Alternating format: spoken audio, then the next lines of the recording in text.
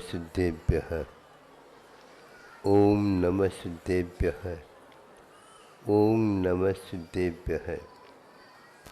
अहिंसा परमो धर्म के आचार्य गुरुवर श्री कुंद कुंद भगवान की, आचार्य गुरुवर श्री ज्ञान सागर मुनि महाराज की,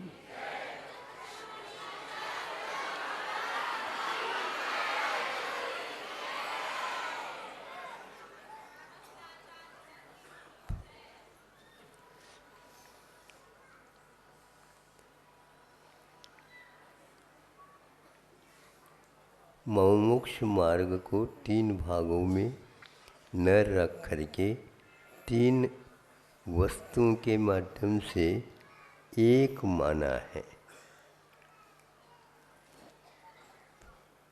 अभी ये लोग अपने अपने अनुभव और संकल्प आदि को एक प्रकार से रूप देने का प्रयास किया।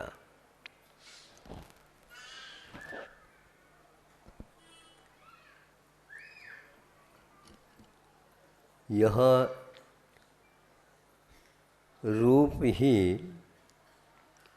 आगे जाकर के स्वरूप बन जाता है।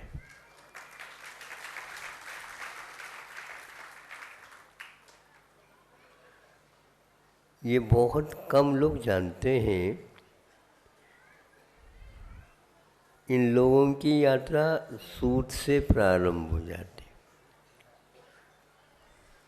लेकिन ये ध्यान रहे सूत शुरुआत नहीं है, उससे भी और पहले शुरुआत होती है। बहुत ही नाजुक रहते हैं, जिनको हाथ से या तर्जनी और अंगुष्ठ में पकड़ नहीं पाते, किंतु किसी भी साधन से जब हम उसको देखते हैं तब मालूम पड़ता है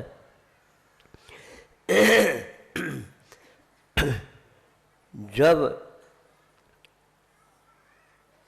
उसको रेशाएं कह दें या बहुत सूक्ष्म धागा कह दें, धागा तो बाद में होता है, फिर उसको जब एक में एक करते हैं और उसमें कुछ बल मिलता है, तब कहीं जाकर के वो सूत के रूप में परिणत हो जाते हैं, जिसको आप पौनी कहते हैं। पौनी, ये पौनी कहने में नहीं आते। पहले कपास देखो, फिर कपास में से कूड़ा कचरा बाहर निकालो, फिर उसको एक प्रकार से वो जुदाहत है ना, हाँ, वो उसको ऐसा काटता है, ऐसा उसको रूप देता है। वहाँ इतना सा रुपया के स्थान में रहने वाला वह कपास इतना फूल करके बाहर आ जाता है। उसको पौनी बनाया जाता है उसके, फिर उस पौनी को सूत के साथ निकाला जा सकता है। यह मेहनत पहले किया गया है, तब कहीं जाकर के उस सूत को आप लोग फिर बाद में अपने अपने क्षमता, कला और साधन सामग्री के अनुसार क्या देते हैं, एक प्रकार से और आगे गति दे देते हैं, तो उससे वह सूत धागा बन जाता है। किंतु ऐसा धागा नहीं है, उसको यूं खींचोगे तो एकदम खींचेगा नहीं, तो वहाँ कुछ ताकत लगाओगे तब कहीं जाके मालूम पड़ता है कि इसमें बहुत शक्ति और एकता, और इसमें एकता के स्थान पर अनेकता भी एकता का रूप धारण कर लेता है। एकता जगी,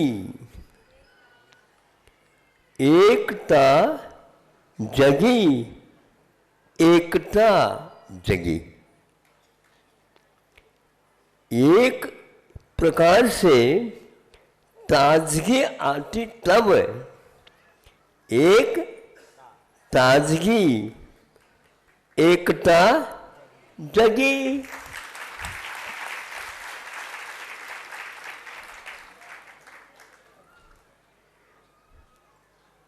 ताली तो 12 बज जाती है, उसकी मेहनत तो देखो एकता की क्या है। तब इसके उपरांत वह सूत क्या करता है, तनता है। तनता का मतलब क्या होता है?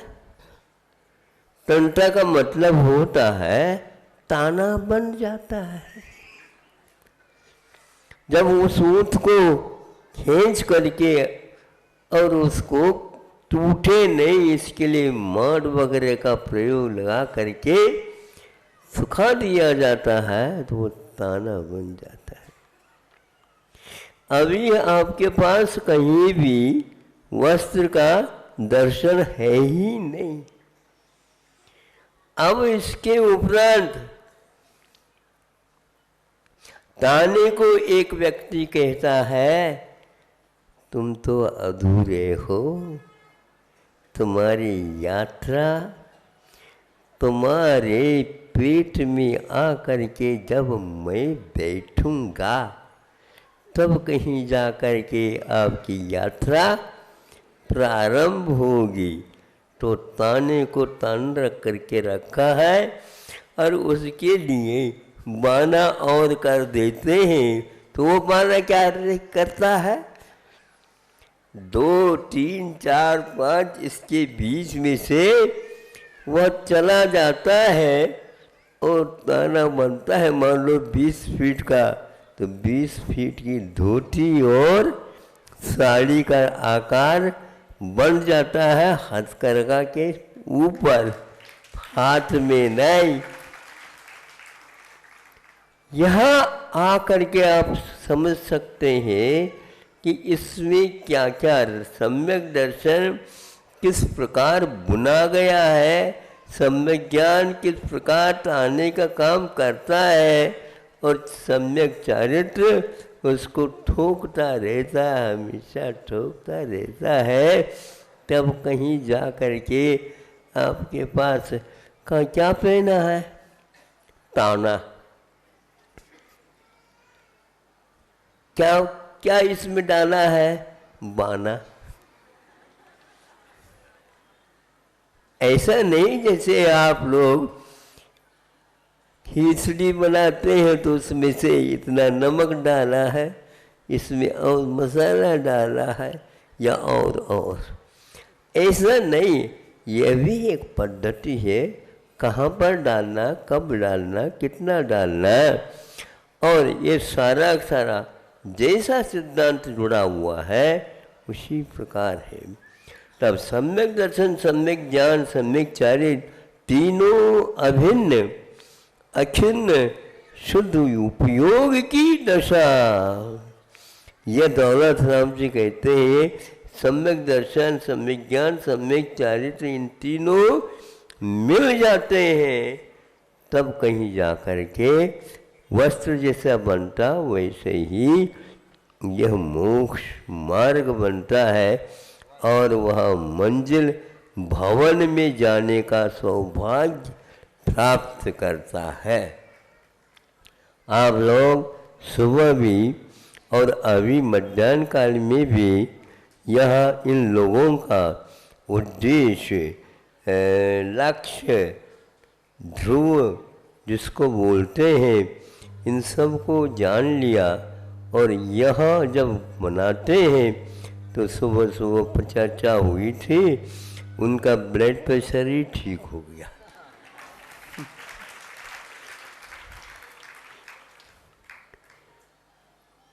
किसी के ब्लड नहीं बन रहा है और इसके उपरांत उनके लिए कुछ ऐसा कहा गया, अरे तुम डरते क्यों हो और तुम बहुत जल्दी स्वस्थ होने वाले हो, थोड़े से आप प्रसन्न रहा करो, थोड़ा भोजन भी समय पर किया करो, किंतु ध्यान रखो तुम्हें चिंतन नहीं आता है तो चिंता न करो। लेकिन ये चिंतन करने वालों ने ऐसा चिंता करने वालों की उन्हें और आगे बढ़ा दिया। ये कहते हैं कि नहीं, हमने कार्य किया है, विधिवत किया है तो पक्का है। जब हम जयपुर अजमेर में गुरुजी भी थे उस समय,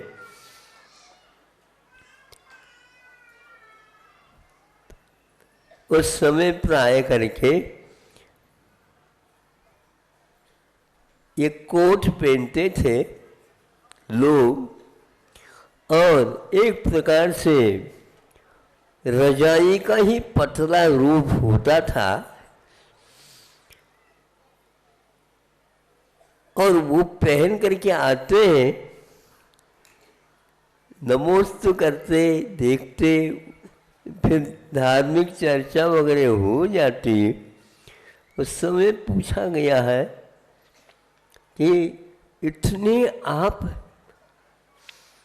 पहने हो तो सब एड़ी से लेकर के चोटी तक वेंटिलेशन ही नहीं रहा,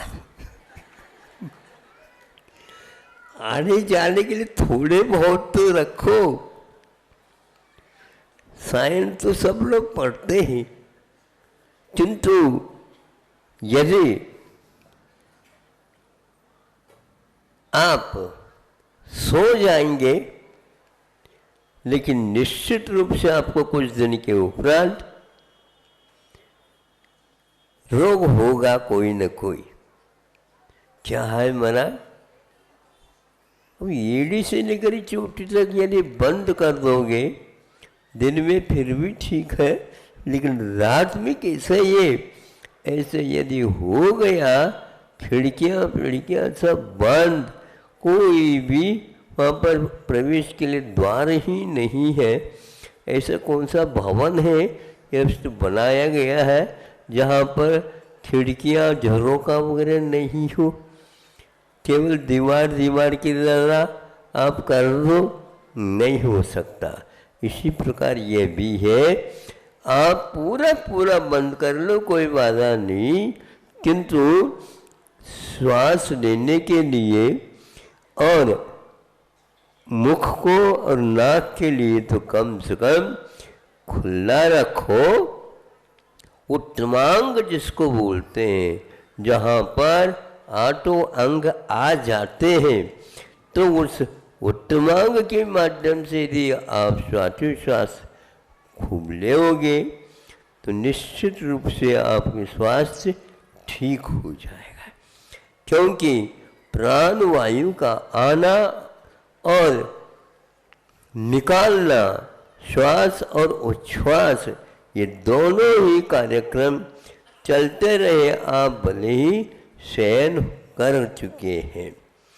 आज हम इस कार्य में एक प्रकार से सोचना ही बंद कर दिया है, जो हमारे लिए हानिकारक है, हमारे लिए रोग वर्धक है, हमारे लिए, और इतना ही नहीं, अपव्यय कराने वाला भी है। कैसे अपव्यय? आपको भोजन करने के लिए कोई मना नहीं, किंतु आपके भोजन के साथ साथ और भी कोई चीज़ है उसके लिए भी मना नहीं, किंतु एकाध खुराक, हम 2-3 खुराक कम से कम और लेते हैं थोड़े से आप खुलासा कर दीजिए आपकी कौन सी खुराक है। नाश्ते के समय पर भी, फिर आहार के बाद, फिर बाद में एक समय 3 बजे आदि उस समय में खुराक लेते। पहले तो भरपूर पेट भर तो खा लिए थे, खुराक तो पूर्ण हो गए थे। नहीं महाराज, वो बैडी महाराज जी की खुराक है।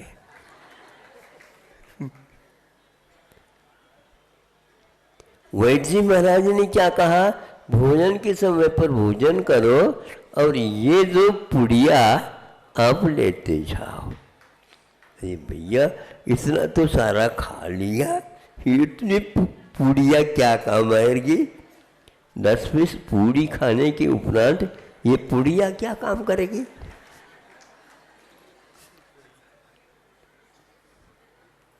बोलो आप। ये अपव्यय माना जाता है और यह इससे भी ज़्यादा महंगी है। और इन पुड़ियों के खाने से कोई पहलवान नहीं होता। और ये पुड़िया खाते जाओ। अब तो डॉक्टर लोग कहते हैं देखो आपको हमेशा हमेशा रहना यहाँ पर और काम करते रहना है, तो आप इस जिस प्रकार भोजन नहीं छूटता उसी प्रकार ये हमारी खुराक पुड़िया अब छोड़ो नहीं। सुन रहे हो आप? है हाउ HOW हाउ है क्या?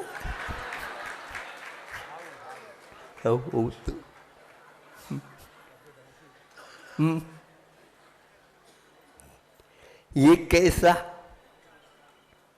ये कब तक?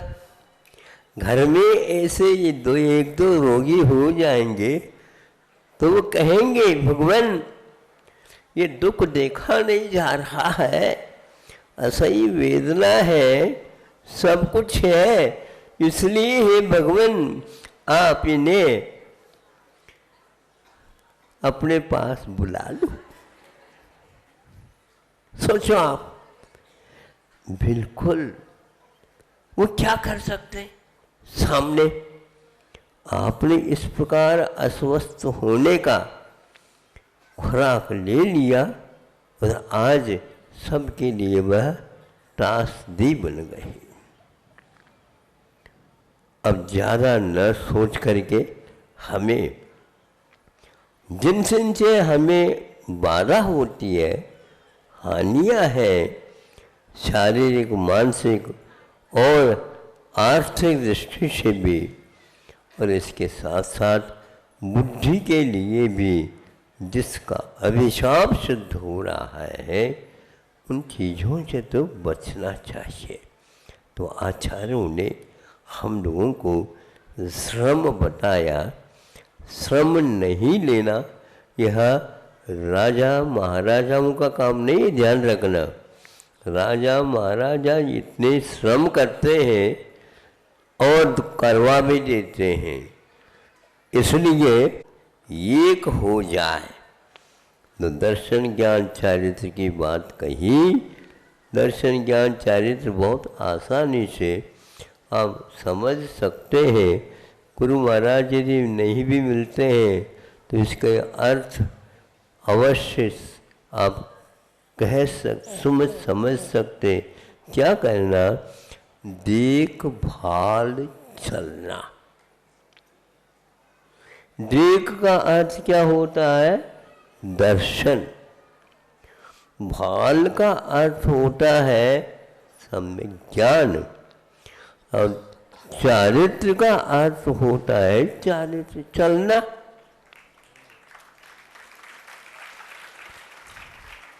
आप लोगों के लिए बस कब ताली बजाना इतना ही तो सिखाया गया है, इसलिए आप ताली बजाते हैं।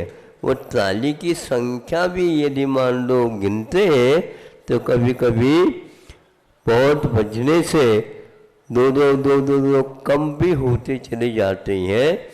और एक आध बार तो एक आध व्यक्ति ही बजा लेता है, बाकी हाँ देखो यही है। आपके यह बहुत संख्या में बजाने से आप बहुत कुछ आगे बढ़ रहे हैं, ऐसा मैं कतई मानता नहीं है। यह हमारे लिए दिखाने के लिए आप लोगों ने बजाया, तो हम तो इससे अलग आओ कोई अर्थ निकालते नहीं। और यदि आप निकाल करके बताना चाहे तो हम उसको दूर से कह देते हैं।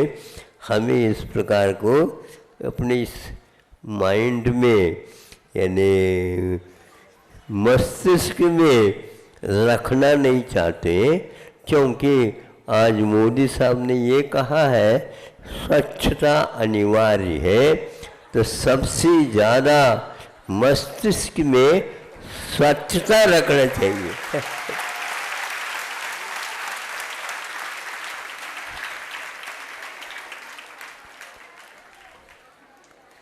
वहाँ पर धूल पहुँचना ही नहीं चाहिए।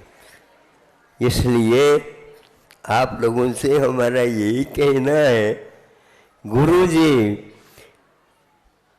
वृद्धावस्था में भी उन्होंने इस प्रकार की बातें चुटकी बजाते बजाते, कोई चोटी के विद्वान भी आ जाता है, वृद्धावस्था में पंडित भी आ जाते हैं, तो उनके लिए भी उलझी हुई समस्या को सुलझाते थे।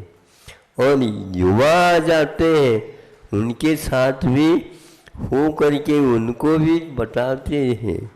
और छोटा सा लड़का भी आ जाए तो उसके लिए भी समझाते हैं। और हम जैसे क्या दो प्रकार के गली में पत्थर मिलते हैं, एक तो ठोकर लग गया, वो तो हिले नहीं, और जिसकी ठोकर लग जाए तो भीतर का बाहर खून आ जाए। और एक को पत्थर लग गया तो पत्थर यदि लुढ़क जाता है तो वह इतना हानिकारक नहीं है। तो हमारे लिए कोई ऐसे कोई बात भी कह देते हैं, कोई असर ही नहीं पड़ता था। समझ में आ गया? हाँ जी महाराज, बिल्कुल समझ। आपने भगवान के द्वारा जो दिखाया हुआ मार्ग को हमारे लिए बता दिया। आप तो बहुत क्षोभ के धनी हैं, ऐसे बताते रहे और हमें भी यह क्षोभ प्राप्त हो, ये भावना तो हम करते हैं। लेकिन साधना आप ही करेंगे तो ये ठीक होने वाला है, नहीं तो कुछ नहीं। हम तो आपके ऊपर ही विश्वास रखते हैं कि गुरुओं के सानिध्य में रहने से आत्मा का स्वभाव तो ज्ञान है, और वह ज्ञान ही बढ़वाना बहुत एक काम कर रहा, गड़बड़ कर रहा है। क्या गड़बड़ कर रहा है? उसका स्वभाव है आत्मा को जलाने के लिए कायम तत्पर रहता है। इसीलिए आचार्यों ने हमें कहा कि सुनो, वही एकमात्र हमें चुनना चाहिए जिसके चुनने के उपरांत हमारा काम पूर्ण हो जाए।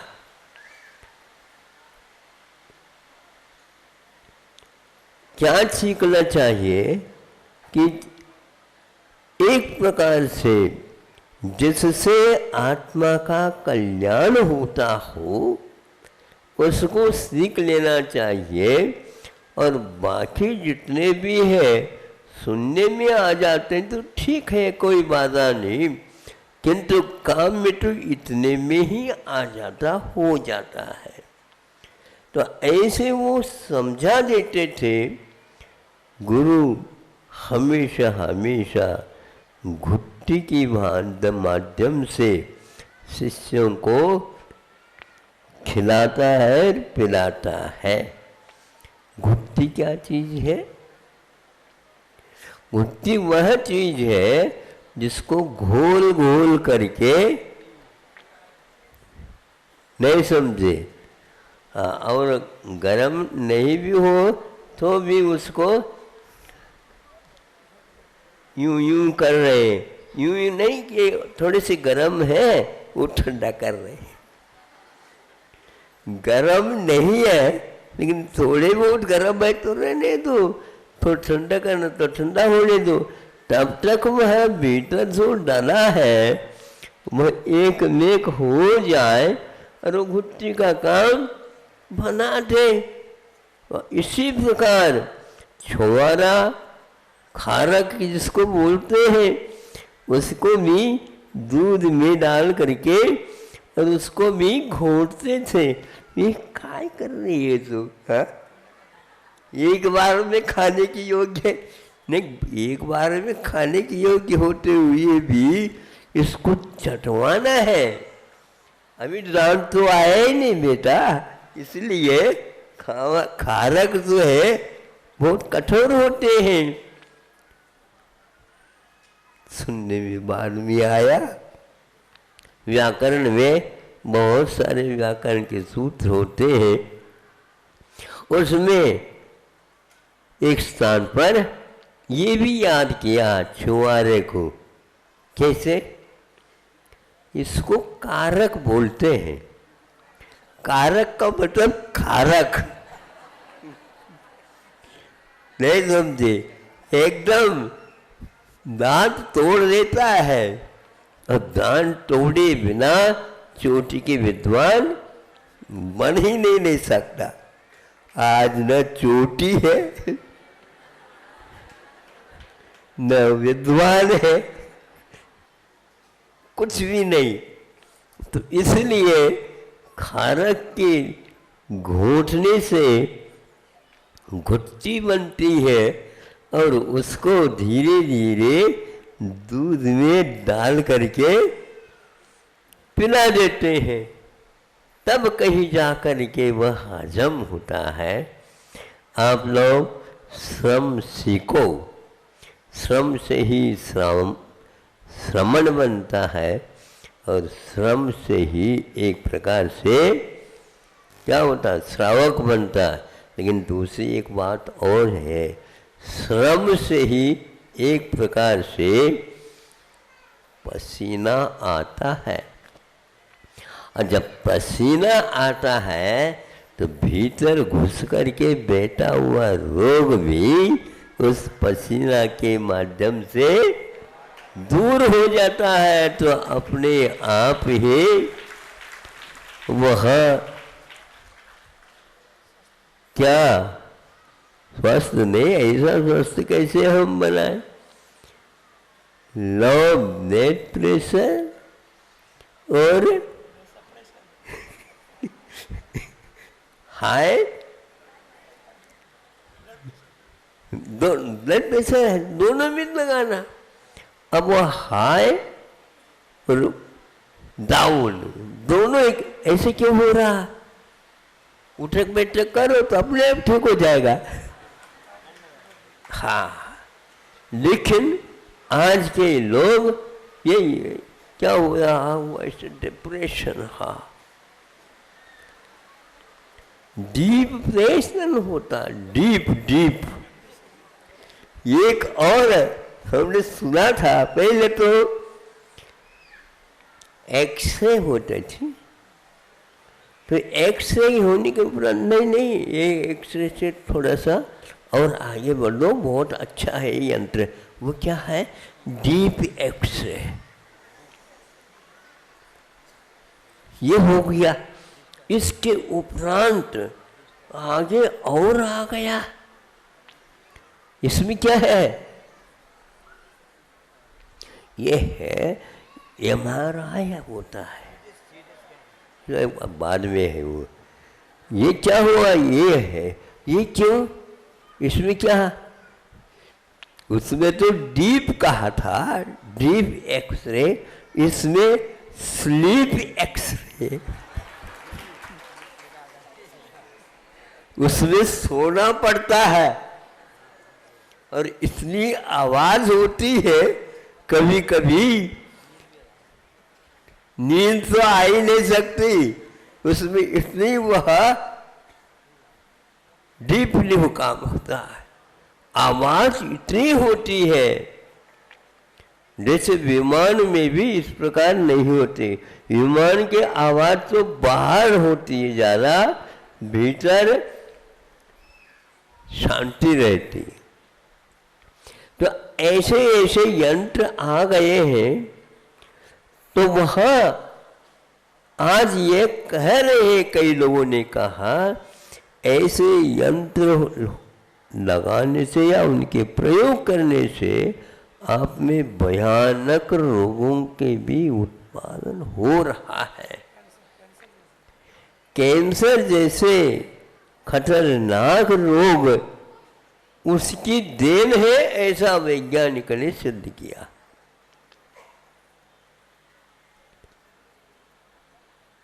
जैसे यह सैटेलाइट के माध्यम से जो कुछ भी आप सुन रहे हैं, देख रहे हैं या और भी सीख रहे हैं, उसी प्रकार इन टावरों के कारण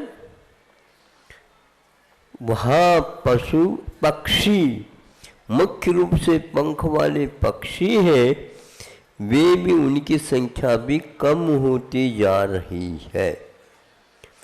पहले कुछ ऐसे पक्षियों को भी पालते थे जो रामायण के दोहे और ग्रंथों के श्लोक याद करते थे। मैना और तीता आदि आदि कुछ होते हैं। वो इसलिए एक प्रकार से उनमें भी यह ग्रहण करने की क्षमता रहती है, तो वह भी काम करने लग जाते हैं। आज ये सारा का सारा शांत हो गया है, इसलिए भारत में इतना ही मात्र पर्याप्त नहीं है। खाए पिए और मनोरंजन करके चले जाए तो वह भारत लौटेगा नहीं। ऐसे कि हमें राम क्या करते थे, क्या जाप करते थे।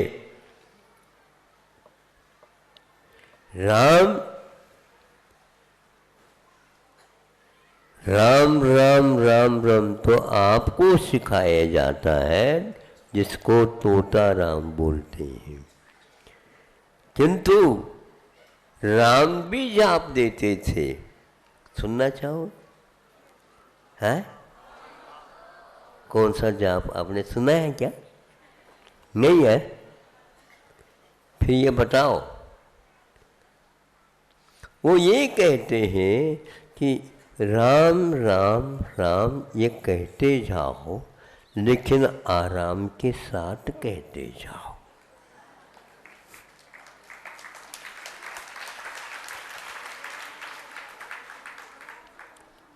आराम का अर्थ ये है प्रसन्नता के साथ कहते जाओ।